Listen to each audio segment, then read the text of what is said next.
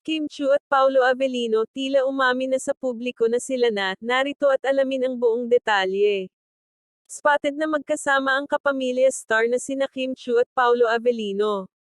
Sa kanilang social media account na Instagram pareho at sabay na nagbahagi ng kanilang mga larawan sa kanilang Instagram story ngayong araw.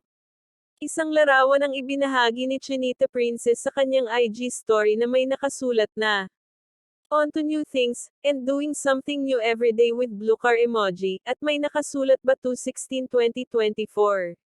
Sa story naman ni Paulo, ipinost ang kanyang larawan na nakatalikod na nasa damuhan at may caption na, "Taking a step towards innovation," with blue car emoji, at may nakasulat din na date sa baba na 2/16/2024. Tila kinilig dito kanilang mga fans dahil muli na naman magkasama ang kanilang iniidolo at tila nagkasundo pa umano ito sa paraan ng kanilang pag-post ng IG stories.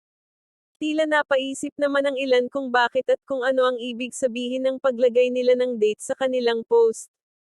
Ayon sa ilan na baka sign ito sila ng dalawa.